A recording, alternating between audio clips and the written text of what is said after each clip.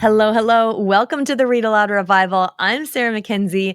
This is the show that helps you make meaningful and lasting connections with your kids through books.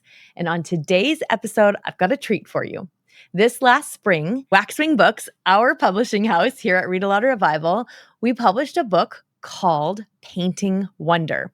And it's a picture book biography all about the incredibly fascinating woman, Pauline Baynes, who illustrated the worlds of J.R.R. Tolkien, yes, that Tolkien, and C.S. Lewis, yes, that Lewis. She is the one who illustrated all of those completely fabulous illustrations in the Narnia series that you probably can envision just by me saying those words.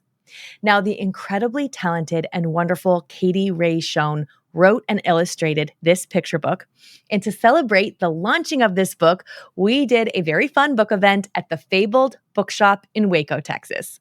Today, we want to share that recording with you because, yes, we recorded the interview at this excellent live event, and it was so much fun, we didn't want to keep it to ourselves. So on today's show, that's what you get to watch or listen to. Now, without further ado, I bring you this wonderful bookshop event at Fabled Bookshop in Waco, Texas, with me, Sarah Mackenzie, and Wray Schon.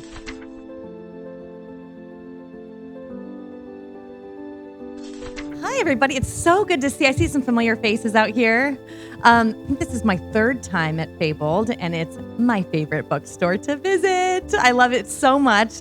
I'm so glad to be here. And tonight I get to chat with Wray Schon, which is such a delight for me because we made this book together. Read-Aloud Revival started its own publishing house making children's books.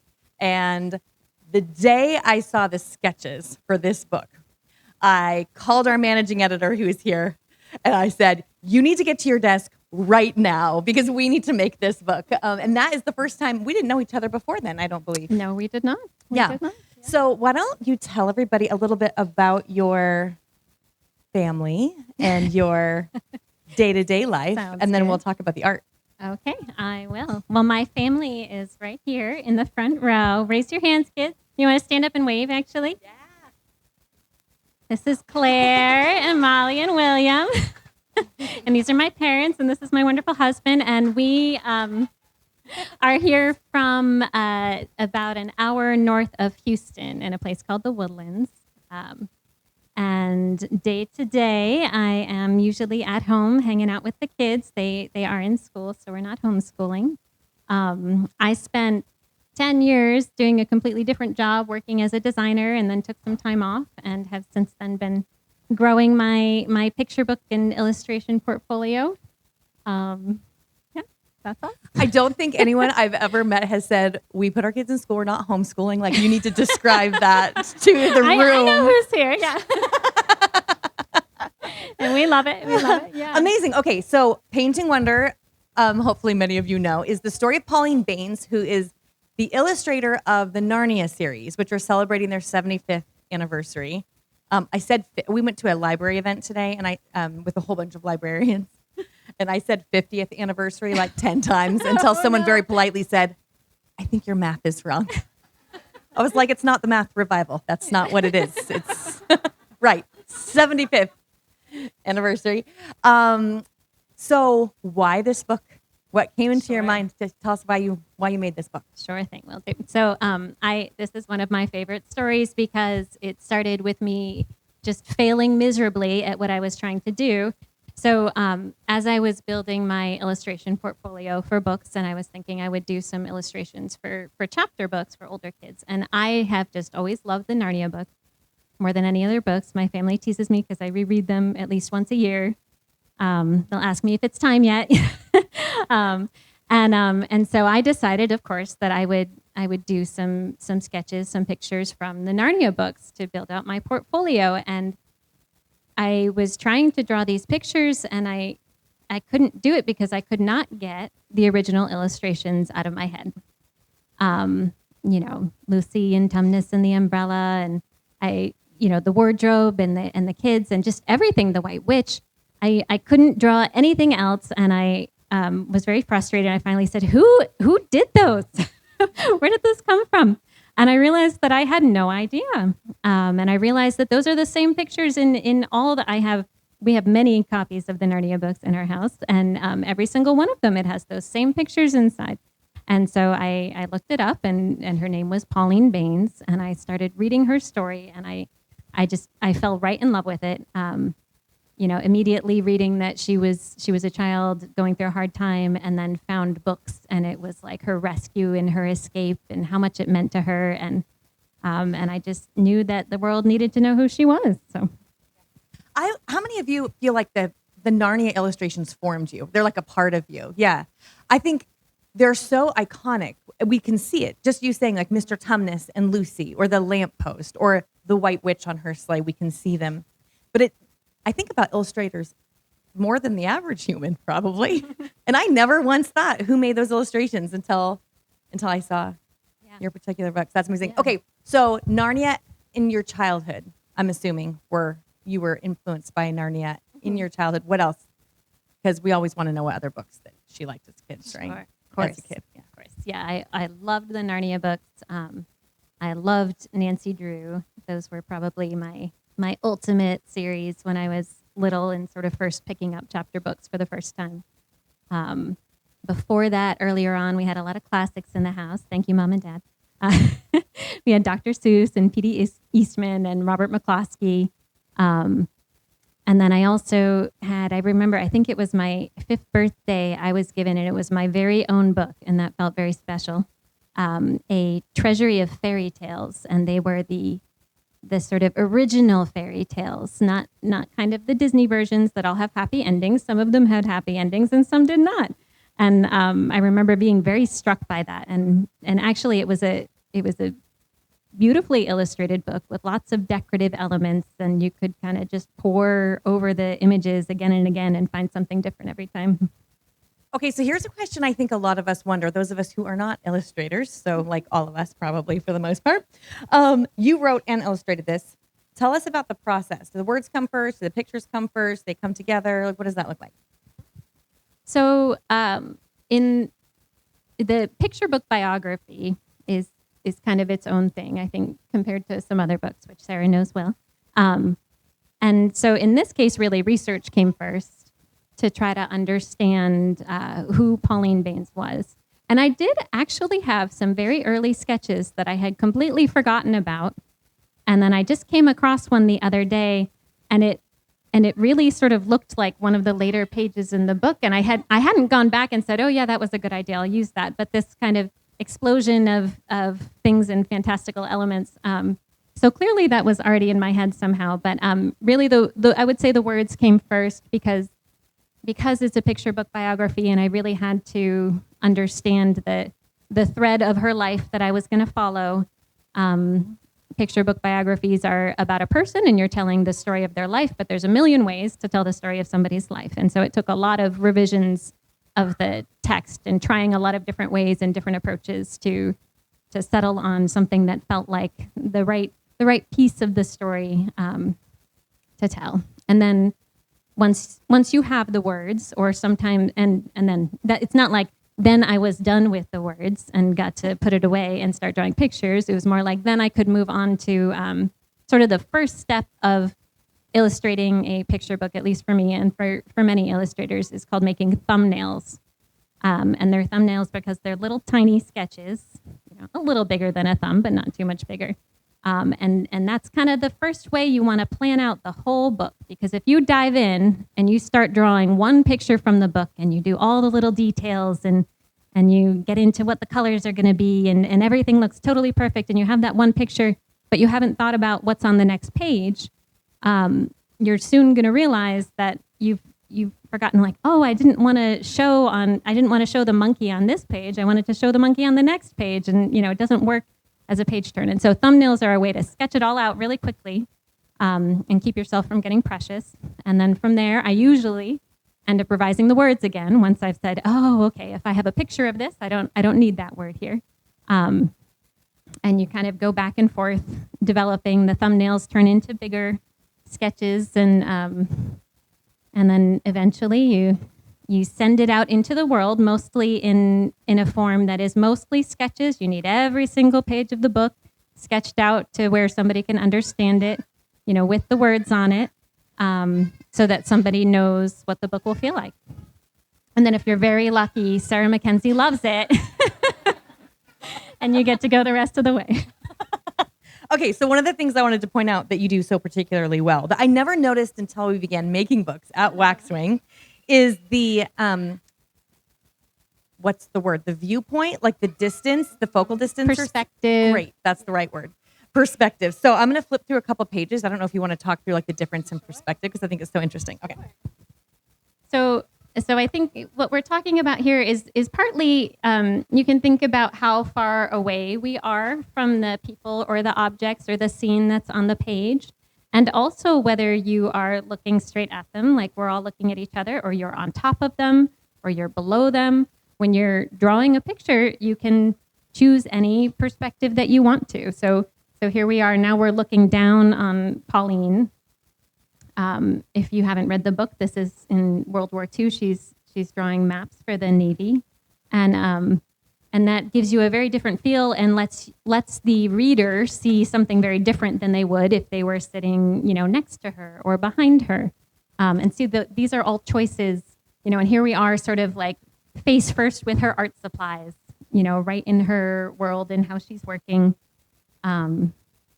This page is her sending out her portfolio, and it's more about this spray of sort of hopeful envelopes. And so those kinds of decisions are also the kind of decisions that when you're doing these early sketches, when you do thumbnails of the whole thing all at one time, it helps you to look at them and say, okay, every single page I'm about this far away from the character, and we're seeing her in the same view. And it's a much more engaging experience, hopefully, when you're seeing different parts of the world, because as an illustrator, you have all these choices. You can draw anything, and so actually the hard part is, how do you pick the thing that feels best for that page? Well, I'm trying to remember if we did this with your book. I can't remember now, so you have to remind me. But sometimes I know at Waxwing, when we're working on a book, after the illustrations have come in, we realize some of the words are sort of unnecessary because the story is doing the illustrations are doing the storytelling. Yeah. I don't remember if we changed any of yours after or not. Not too much, mostly because I had done so many revisions before you saw this. There were certainly some earlier versions where I realized I had too many words, and as a matter of fact, I had written it in kind of a different style that had more words, and I was struggling with it, and it was feeling a little plodding. It was a very similar arc. But I would say there were about maybe 50% more words, maybe not that much. And it's very hard to cut words that you've put on the page. If anybody out there is a writer or even an illustrator, anytime you have creatively done something, produced something, it is incredibly challenging to take it away again, to start over. And I was kind of stuck on this one particular draft that I had, and then I went to a critique with an editor. A critique is where you bring your work, and a lot of times there's a little bit of a fee or something like that, and you're to get feedback, and you bring your work, and the person is usually an editor, somebody who has more experience, and they are supposed to have read it and bring comments for you. And in this particular case, the gentleman in question actually had not read. He had no idea what we were sitting down about. Wait, he had not read your text? He had not read Narnia, or what? No, he had not read my text. Okay. And so instead of giving me comments, he said, well, what kind of books do you write? Okay. Look down. I said, well, I guess I would say that I usually write sort of lyrically and a little more sparsely. And he said, okay. And what do you think is wrong with this story that he hadn't read? What do you think is? And so I said, well, it feels a little long. And I'm like, wait a second. You didn't read it, but you gave me the answer. Wow. I say I write this way. And here's this story that was somewhat written that way, but I had really just tried to pour too many words into it. And so I, at this conference that I was at, I put my manuscript face down on the table, I just rewrote the whole thing. Now, it was all in my head, all the information, all the plot points, even some of the phrases that were some of the better phrases. But it sort of unlocked it was the aha, and so that really brought the words down to a point where there wasn't a whole lot of fluff, I think, by the time we got to you. There wasn't fluff by the time it got to me. Okay, so who in here would love to write or illustrate a book? You can put it up a little if you don't want anyone else to see. I'm like, oh yeah, everybody. Yes, because we do, right? Same. Okay, so your story kind of sounds like you're missing a really important piece. The part that I know where you felt like maybe it wasn't working. Like maybe it wasn't, like tell us about the moment when you almost gave up. Yeah, absolutely. So I worked on this story and submitted it and got rejected probably for 2 years before it found a home. And I'm really glad because I wasn't ready for it to find my home 2 years earlier. So see everything. Why. Yes, exactly. Somebody's got a plan up there. And so after I had that final version, and I really felt like it had unlocked something, and I sent it out to a few people, and I kept getting sort of oh, we really like this. This is very good quality, but you guys don't like this. Nobody knows who she is, and so this won't sell. And so I was feeling pretty discouraged. I really wanted to hit the mark of the 75th anniversary of the Narnia books because I love that idea, and I thought it would be a great way to sort of, really bring her name up and have people thinking about Narnia, which I have since realized, by the way, that I'm not the only one who thinks about Narnia a lot, which makes me really happy. I knew it was beloved, but I'm not sure I realized quite how beloved. It's wonderful. But anyways, and so I was really ready to give up on it because I just thought, nobody's quite ready for it. I can't keep, flogging the dead horse. I gotta go work on something else. I tried, I learned a lot. And then I had a friend who did study illustration, and I had shared it with her, and she told me, you need to send this to everybody you know. Do not give up on this. And I did, and one of the people that I sent it to was the wonderful art director that was working with Sarah, and she said... for feedback. I think if I remember correctly, she sent me an email saying, Sarah, I'm supposed to be giving feedback on this manuscript so it would be more appealing to publishers. I just wanted to show you. Yeah.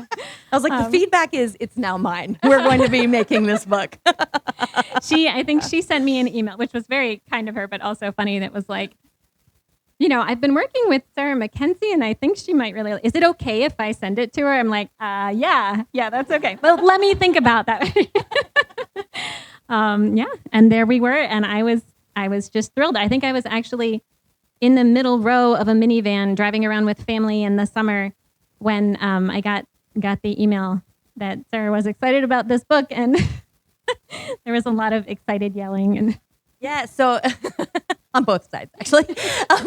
So for those of you who don't know, publisher actually, so Katie, of course, wrote and illustrated the book, and a publisher, which is what we are at Waxwing, hires an art director and an editor and book producers, and we help Katie lay it all out. So many things.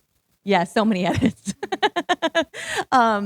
We go back and forth until we have something that's like the right, it's all laid out and in the right size and scope and everything to go to the printer. And then there's all the printing and binding and sending it out to distribution centers to get into bookstores. So there's just so many. I think I didn't know until I started working in the publishing side just how many hands go into every single book that gets onto our bookshelves. But there really are so many. Okay, so tell me the hardest. No, okay, I'm going to get there in a second. I want to know if you have a favorite spread in this book, which I don't know if I know about this book or not. And I may have brought this up before. Let me see if I can find it. Oh, I'll show you mine. I'll tell you what, it's my favorite. Not that anyone asked, right? So this spread is I will read the words. It says, World War II begins, bombs drop on England, and everyone in England drops what they are doing to help. And similar to my story of writing this book in the first place and how it started from failure, part of the reason I love this spread so much is because it was one that, another one of these aha moments where I started drawing it, and I love the idea, but when you share your work with people and you get feedback, I had multiple people tell me that it was too complicated of an idea or sort of too abstract, that kids wouldn't quite know what was going on. And I just remember thinking, no, I think you're wrong. They were just saying. Kids know what's going on. Yeah. And so that's one of my favorites. Yeah. Right? You agree. Kids know what's going on. Okay. This one's my favorite. This is the very next page. Ruler and pen in hand, she makes maps for the Navy. The war ends and the sailors sail home. What I love so much about this, aside from just the perspective and how I just love maps, but is on this right side, you see it's more monochrome. And then as you move across the page, we get into full color. So like if we go back into the war, we've got like more monochrome tones, right? And the world is bleak and drab and things are looking not great for not just Pauline, but the world. And then she's doing this work and it pulls us into full color before we even turn the page. And now we're going to see like Pauline start moving into her ability to like fully bring her own genius into the world and make it beautiful. And I love it so much. I love it so much when a book does that and you don't even know it's happening to you, but it happens to everybody who's turning those pages, whether they notice it or not. Yeah. And I love that in the beginning when she's first gone to the boarding school and is very sad. We're kind of doing that same trick again. This more bleak world, which as somebody pointed out to me, I think England is wonderful. I'm not saying England is bad here. She just was. It was a difficult move for her, and it was a difficult transition. And so playing with that from the color sort of to the drab and back out again, and then finally, I love at the end how everything just kind of explodes with color. That is kind of funny. It's like her life was so good, and then it becomes bad because she goes to England, and we're all like, "Boo-hoo! Have a cuppa, it'll be fine." I love it. Yes, yeah, so much. Okay, what was the hardest spread? What was the hardest illustration? Ooh. I might know the answer to this, but I'm so curious. Yeah. So the spread where we finally and it was a very exciting one, but we talk about Narnia and the drawings that she did, and the goal. Really, the book is meant to be inspiring for young artists, and to if somebody doesn't know the Narnia books, I want them to go find it, and we want to be respectful of her art, and we can't just copy it in here. And so finding this way to really show the sort of the iconic elements and also just the flavor of her artwork, but in my style, not in hers, was kind of a challenge, and that took some iterations. And Waxwing was great. I mean, it was brainstorming on the phone, and like, what if we did this? What if we try it this way? What's the right level to push this without taking it too far? I'm pretty happy with how it turned out. Yeah, because especially when it's not just about, I think a picture book about an author already has, like, you're trying to give the flavor of that author's tone or style without copying it. But with an illustrator, it adds another dimension because you want the illustrations to be like, oh yeah, that illustration, but you can't actually draw that illustration without violating all kinds of copyright. Yes. Yes. Which publishers are not a fan of, turns out. Morally and legally, you can only go so far. And also, it would feel strange in the book if suddenly we went from my illustration style to, and here's hers. And so it was a fun challenge, but a tricky challenge. And I think I told Sarah before, I had always said, I will never do a picture book biography of an illustrator. That just sounds, whew. I think I saw, the Big Machines. Oh, yes, about Virginia Hamilton. Virginia Lee Burton. Yeah. Yeah, somebody correct me. Yeah. I'm blanking because I'm up here holding a microphone. Yes, right. But it's a wonderful picture book biography, and I loved it. And I remember reading it thinking like, wow, that had to be really hard to pull that off. I'm never going to do that. And then of course, Pauline Baynes just kind of fell in my lap, and I just couldn't say no. She needed to be out there. So Did you know Cara Llewellyn, your art director, was the art director for that book, for Big Machines? no, I didn't know that. Yeah. Oh, that's so cool. That's so fun. Okay, so if you were able to tell your younger author illustrator self something, what would you tell her? Wait, how young? Like, Oh, let's do a Like couple a ages, little- shall we? How about like super young? Like, yeah. I think mostly just that it is just regular people that make this stuff. And I think there's always this mystery of where books come from when you're younger. And I loved to draw, but I never really imagined that I could. You always have this idea in your head of like good enough. You know, no, I'm not good enough for that. I'll never be good enough for that. And that's a fake idea. You have to work hard if you really love something and want to do it. But and so I think I would give myself a hint that like, no, you can get there if you want to, because it took a lot of years for me to finally come around to thinking that I could get there. okay, what about college you? Ooh, college me. So this is a funny story. I did go to an art school, but I did not study illustration because I thought I wasn't good enough. And so instead I studied product design, which was a lot of fun. But ironically, when I think back to my freshman year at art school, and we had some very open-ended projects, and really my favorite project, and probably the one I did best at, was, you know, we could do almost anything, a painting or a sculpture or whatever for this particular project. And I chose to write and illustrate a picture book. And did I pay any attention to? No. And so I might have tapped myself on the shoulder and said, hey, you see how that worked out? But yep. Okay, one more question, and then I think we can take some questions from the audience. If you could have dinner, I'm not going to ask you between Lewis and Tolkien because we all know the answer to that. I'm just kidding. I'm not trying to divide the room. With any author or illustrator, who would it be? Oh, that's an extremely difficult question. I mean, I think at this point with this book out, I would really love to sit down with Pauline. Because I should have disqualified that. I I'm know, so sorry. I know. I'm so disappointed you in brought this it answer. upon yourself. If I could actually just have the three of them, like Pauline Baynes and Lewis and Tolkien, I think that'd be a pretty good dinner party. Okay, fine, you win.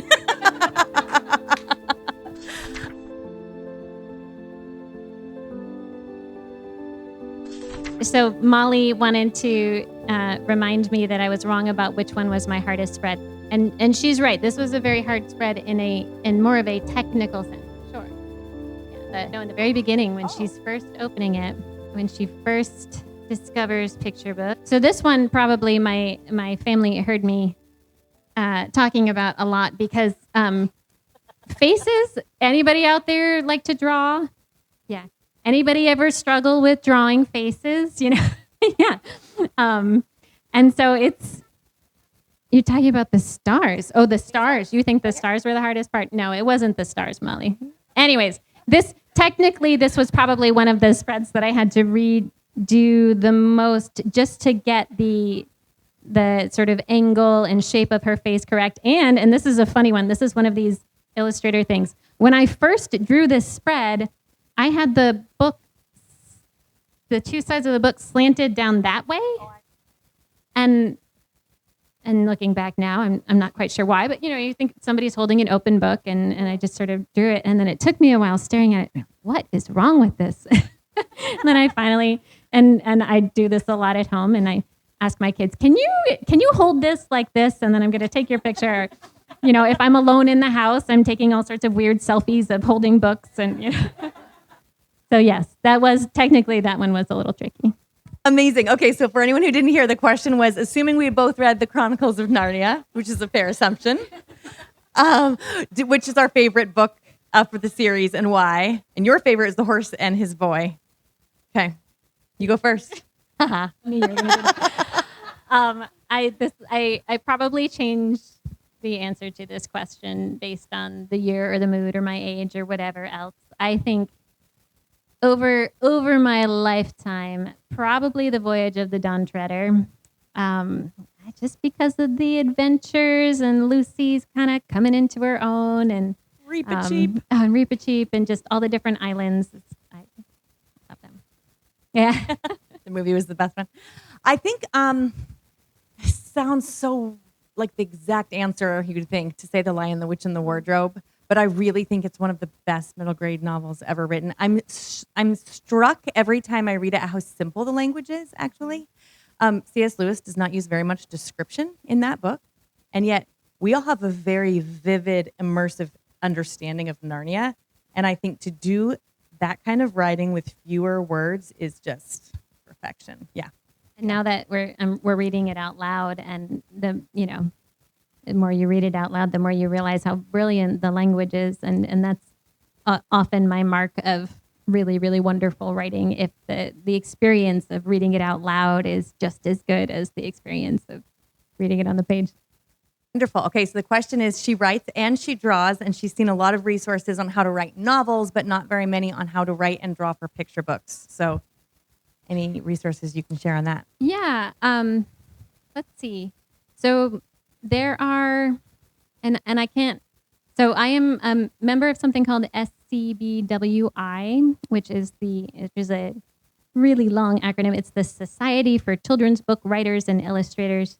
And it's a national group that has regional chapters. And so it is more for adults. I don't know if they have, when you can join it, but that's a good place to sort of find a community of people that are working in children's literature. And they do go from, picture books, board books, up to young adult.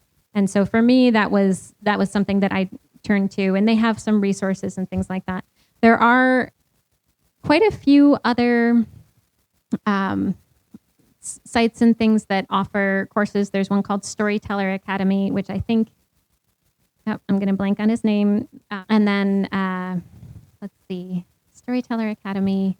Lyrical Language Lab. Lyrical Language Lab is this wonderful course on writing lyrically for children. So that really actually taught me a lot of the basics of writing poetry, or not even necessarily poetry and rhyme, but just using rhythm and lyrical language in books. I think it's especially good resource for learning how to write in rhymes. Please. There is one book that's I think it's called Writing Picture Books for Children. Yes. So there's a man named Wray Schon has a wonderful book about creating picture books and writing with pictures. Writing with pictures. Yeah. And then there's also one by a woman named Molly Bang. Oh yeah, and that one is called something else, whose name I'm going to forget. Mm-hmm.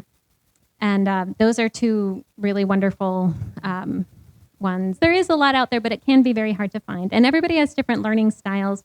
I am not particularly good at saying, I'm going to go do this video course online and then actually following through and doing it.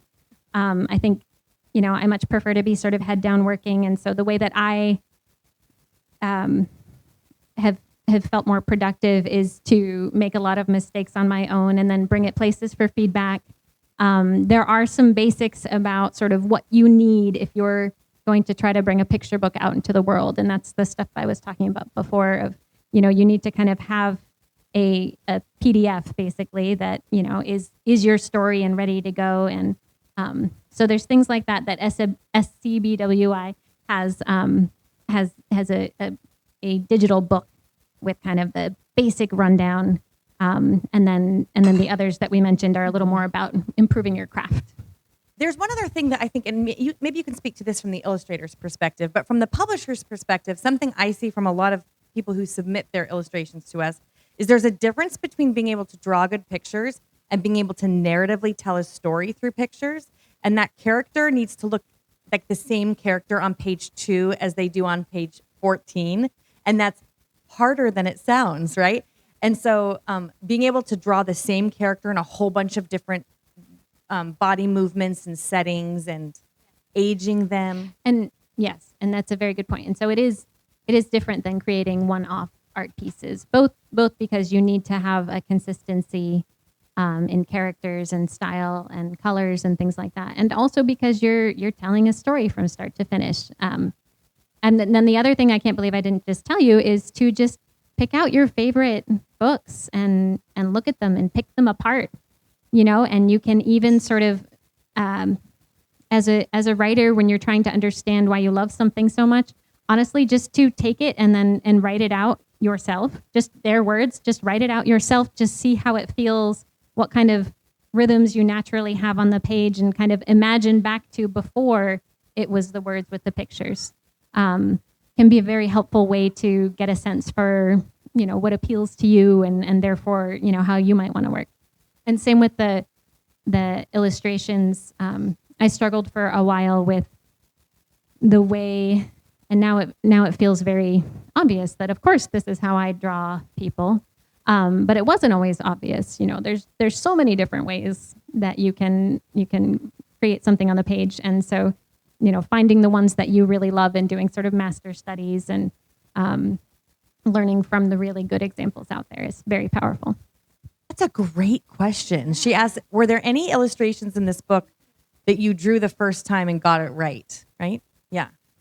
Actually, the map illustration. Really?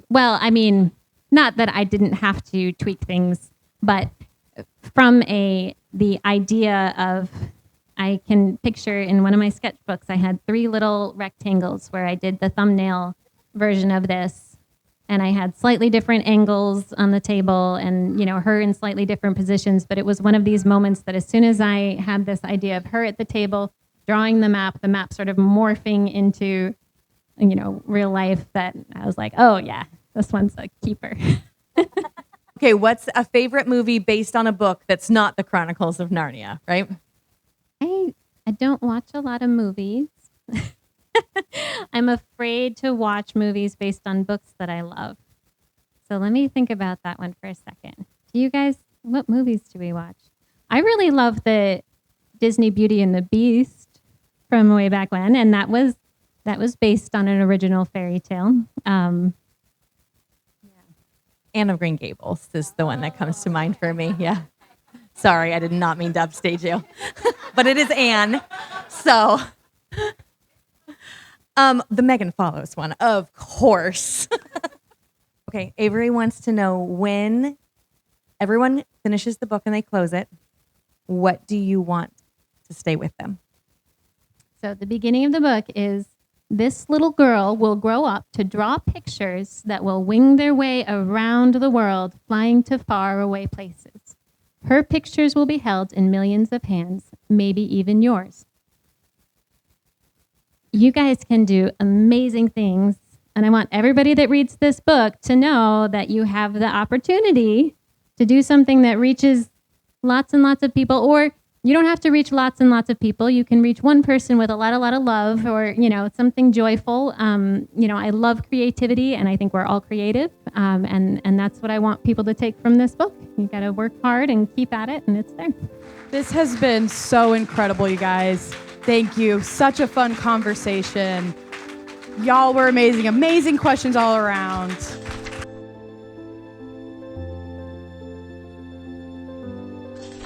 Show notes for this episode are at readaloudrevival.com/271. I'll be back in 2 weeks with another episode. In the meantime, you know what to do. Go make meaningful and lasting connections with your kids through books.